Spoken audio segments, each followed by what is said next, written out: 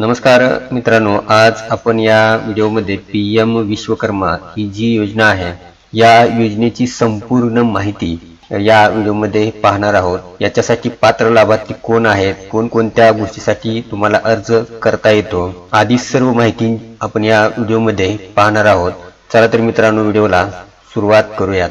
त्यापूर्वी मित्रांनो, जर तुम्ही या चॅनलवरती जर नवीन असाल तर केटी डिजिटल मराठी या यूट्यूब चॅनलला तुम्ही नक्की लाईक करा, शेअर करा आणि अशाच नवीन माहितीसाठी सबस्क्राईब करा, जेणेकरून तुम्हाला नवीन अपडेट जे आहेत त्या इथं भेटून जातील। तर मित्रांनो, पीएम विश्वकर्मा योजना ही जी योजना आहे सर्वसामान्य नागरिकांना पाठबळ देण्यासाठी सरकार ज्या विविध योजना राबवत आहे, या योजनाच्या माध्यमातून गरीब नागरिकांची आर्थिक स्थिती सुधारावी हाच सरकारचा उद्देश आहे आणि त्यातूनच एक पीएम विश्वकर्मा नावाची योजना जी आहे ही योजना मित्रांनो इथं उदयाला आलेली आहे। या योजनेचा लाभ घेण्यासाठी अर्जदारांना श्रमिक पोर्टलवरती इथं ऑनलाईन अर्ज करावा लागतो। जर मित्रांनो तुम्हाला ऑनलाईन अर्ज करता येत नसेल तर तुमच्या गावामध्ये जे सीएससी सेंटर आहे किंवा जिथं ऑनलाईन फॉर्म भरले जातात त्या ठिकाणी सुद्धा जाऊन तुम्ही हा जो फॉर्म आहे हा फॉर्म इथं भरू शकता। याची जी पडताळणी आहे मित्रांनो ही त्रिस्तरीय पडताळणी आहे आणि त्याच्यानंतरच या योजनेचा लाभ त्या लाभार्थ्याला इथं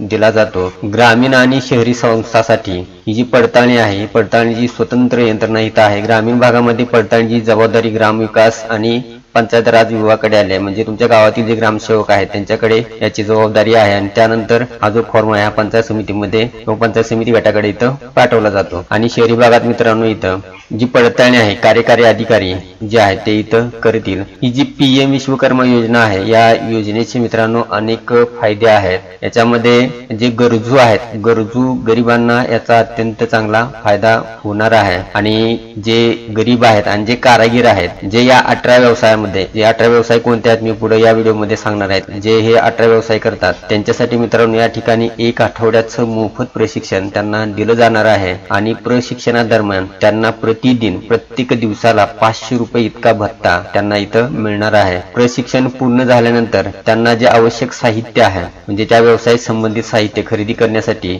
जवळजवळ 20,000 रुपये इथं दिले जाणार आहेत। याशिवाय व्यवसाय पुढे चालू ठेवण्यासाठी किंवा व्यवसाय मोठा करण्यासाठी त्यांना स्वतःचा रोजगार जो आहे तो रोजगार निर्माण करण्यासाठी बँकेमार्फत सुद्धा 1 लाख ते 3 लाखापर्यंत जे कर्ज आहे ते कर्ज अगदी हमी शिवाय भेटलं जाणार आहे।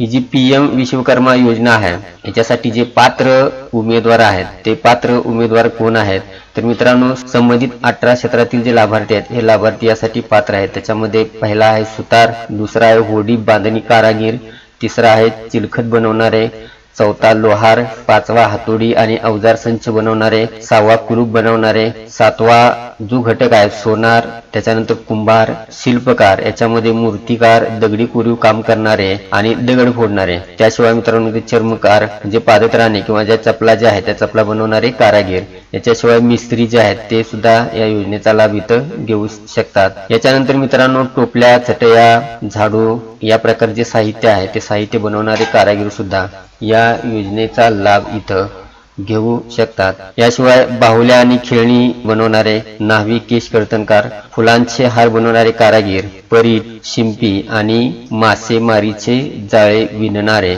आदी जे लाभार्थी आहेत हे लाभार्थी या योजनेचा लाभ घेऊ शकतात। आणि त्यानंतर मित्रांनो पुढे या योजनेचा लाभ मिळवण्यासाठी जी पात्रता आहे ती पात्रता काय आहे तर सदर व्यक्ती, अर्ज करणारी व्यक्ती ही भारतीय नागरिक असली पाहिजे। अर्जदार विश्वकर्मा योजनेअंतर्गत 18 क्षेत्रापैकी एकामधील ती असावी। तिसरी जी पात्रता आहे, अर्जदाराचे वय कमीत कमी 18 वर्ष आणि जास्तीत जास्त 50 वर्षापेक्षा ते कमी असावं, म्हणजे 51 वर्ष ज्यांना वय आहे त्यांना या योजनेचा लाभ मित्रांनो इथं घेता येणार नाही। त्याच्यानंतर मान्यता प्राप्त त्या संस्थेचं प्रमाणपत्र त्या संबंधित व्यक्तीकडे किंवा अर्ज करणाऱ्या व्यक्तीकडे इथं असलं पाहिजे। योजनेमध्ये समाविष्ट केलेल्या 140 जातीपैकी एक असणं आवश्यक आहे। तर मित्रांनो या योजनेचा लाभ घेण्यासाठी आवश्यक कागदपत्र कोणती आहेत त्या कागदपत्रांची माहिती आपण आता पाहणार आहोत। तर मित्रांनो ही जी कागदपत्र आहेत ही कागदपत्र तुम्हाला सुरुवातीला काही लागणार नाहीत। सुरुवातीला फक्त तुम्हाला ज्या ठिकाणी सीएस सेंटर आहे तुमच्या गावामध्ये त्या ठिकाणी जाऊन फक्त नोंदणी करायची आहे। जर तुमचा नंबर लागला किंवा शिलाई मशीनसाठी अर्ज केला असेल आणि शिलाई मशीनसाठी जर तुम्ही पात्र झाला असाल तर मित्रांनो ही जी कागदपत्र आहेत ही कागदपत्र तुम्हाला इथं आवश्यक आहे। त्याच्यामध्ये पहिला आहे आधार कार्ड,